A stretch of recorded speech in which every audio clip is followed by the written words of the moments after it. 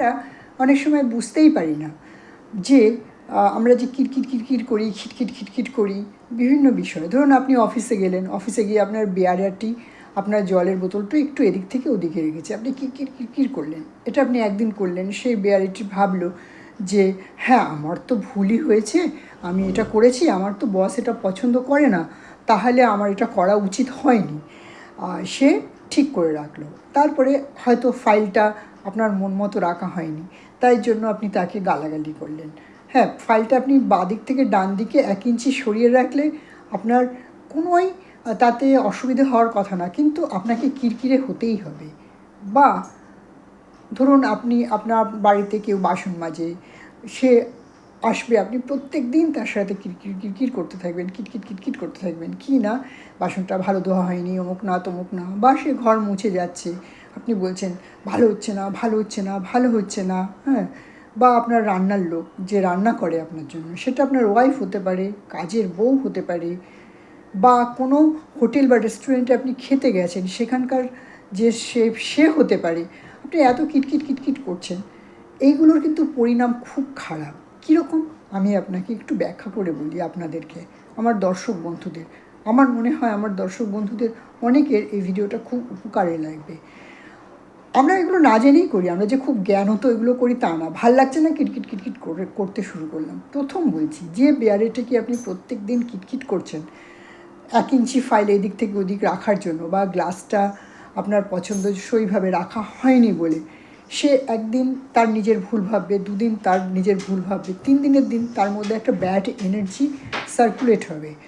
তারপর থেকে যখনই আপনি জল খাবেন বা সেই ফাইলটায় হাত দেবেন, আপনি প্রত্যেক সময় তার ব্যাড এনার্জি, তার অ্যাংজাইটি, তার বিরক্তি আপনি স্পর্শ করছেন, এবং আপনার ভেতরে সেইগুলো সঞ্চারিত হচ্ছে, এবং আপনি সেইগুলো আবার ডিস্ট্রিবিউট করছেন আশপাশ অন্য অন্য লোকের সাথে। এটা একটা, জানেন তো, এটা একটা চক্রের মতো। আবার যে ধরুন আপনার ঘর দুয়ার পরিষ্কার করে দেয়, বাসন টাসন মাজে, এবার আপনি এত কিটকিট করতে থাকেন, আপনি ধরুন মুখে কিছু বললেন না, কিন্তু মনে মনে কিচকিচ করতে থাকলেন, এবং 2-4 দিন মুখের ওপরও বললেন খুব কটুভাবে। কী হবে, সে তার সমস্ত ব্যাড এনার্জিটা আপনার ঘরের মেঝেতে, আপনার ফার্নিচারে, আপনার অন্যান্য জায়গায় যেগুলো সে ক্লিন করে সেখানে সে ছেড়ে যাবে। আপনি যতবার সেই জায়গাগুলোকে স্পর্শ করবেন, ততবার সেই এনার্জি আপনার শরীরের মধ্যে সার্কুলেট হবে, এবং আপনি অসুস্থ বোধ করবেন। আপনি কারণে অকারণে আপনার মাথা ধরবে, আপনার অ্যাসিডিটি হবে। আপনি ভাবছেন যে আমি মজা করে বলছি, না মজা করে বলছি না, একটু এটার উল্টোটা করে দেখবেন, পরে বলছি, সেটা লাস্টে শেষের দিকে বলবো। আবার ধরুন যে আপনার জন্য রান্না করছে, আপনি সব সময় যত ভালোই রান্না করুক না কেন, আপনি কিছু না কিছু, এই একটু ঝোলটা আর একটু টান হলে ভালো হতো, এই নুনটা আর একটু ভালো হলে ভালো হতো, এই ঝালটা আর একটু বেশি হওয়া দরকার ছিল। সে কিন্তু ইন জেনারেল প্রত্যেক দিন যেমন করে তেমনই করছে, তার রান্নায় কিন্তু কোনো খুঁত নেই। সেই অর্থে সে একই রেসিপিতে একই পরিমাপেই সব করছে, কিন্তু আপনাকে তো বলতে হবে কিছু একটা কথা, তার বিরুদ্ধে কথা বলতে হবে, তাকে বিরক্তি দেখাতে হবে, সে পারে না বলে আপনাকে প্রমাণ করতে হবে। আমি এরকম একজনকে চিনি, তার বাড়িতে আমি 2-1বার খাবারও খেয়েছি, খুব ভালো রান্না করে ভদ্রমহিলা।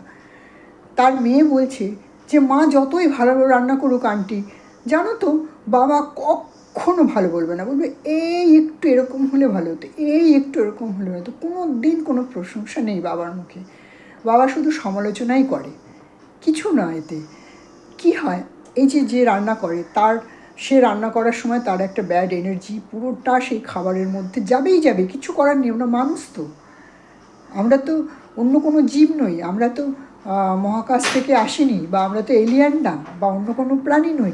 তো আমাদের এই ব্যাড এনার্জিটা সাথে সাথে যে আমাদের জন্য খাবার তৈরি করছে, তার তার তো বিরক্ত লাগবে, তার সেই বিরক্তি, তার অ্যাংজাইটি সব কিছু সেই খাবারে যাবে। আপনি খাবেন, আপনি অসুস্থ হবেন, আপনি ডাক্তার দেখাবেন, আপনি কারণ খুঁজে পাবেন না যে কেন আপনার শরীর খারাপ, কেন আপনার মাথা ধরছে, কেন আপনার বিভিন্ন রকম পেটের সমস্যায় আপনি ভুগছেন, নানান রকম অসুখ কেন, কোথা থেকে আসছে। হ্যাঁ, আপনি তো সবই খুব নিয়ম মেনে চলেন, জিম করেন, ঠিকঠাক মতো মেপে খান, সব কিছু করার পরেও আপনি অসুস্থ।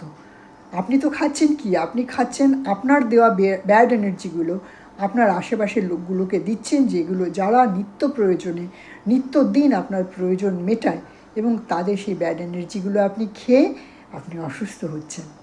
আপনি যদি গুড এদেরকে প্রত্যেকের সাথে একটু নিজেকে কিছু না 3টে মাস আপনি এদের সবার সাথে ভালো ব্যবহার করুন, তাদের কোনো ভুল হলে বুঝিয়ে বলুন যে এটা এরকম না, এটা করো। যদি তারপরেও তারা না শোনে তাহলে নিজে সেটুকু করে নিন, আপনি দেখবেন আপনি অনেক সুস্থ থাকবেন, আপনার মাথা ব্যথা কমে যাবে, আপনার অ্যাসিডিটি থাকবে না, আপনি শারীরিকভাবে অনেকটা সুস্থ বোধ করবেন, দেখবেন আপনার ওষুধ বিশুদ্ধ যেগুলো আপনি খেতেন তার পরিমাণ কমে গেছে। এটা হচ্ছে ম্যাজিক, ভালো ব্যবহারের ম্যাজিক।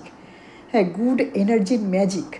আপনার গুড এনার্জি আপনি সবাইকে সার্কুলেট করুন, আপনি তার রিটার্ন সার্কুলেশনে সেও আপনাকে গুড এনার্জি দেবে, পাবেন, সুস্থ থাকুন।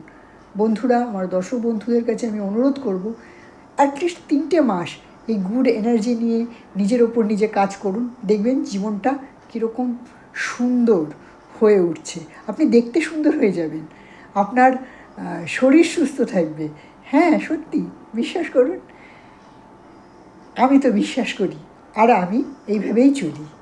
ভালো থাকবেন। অন্য একটা ভিডিওতে আবার একটা অন্য কোনো টপিক নিয়ে আসবো যেটা আপনাদের উপকারে লাগবে। আজকে এখানেই শেষ করছি।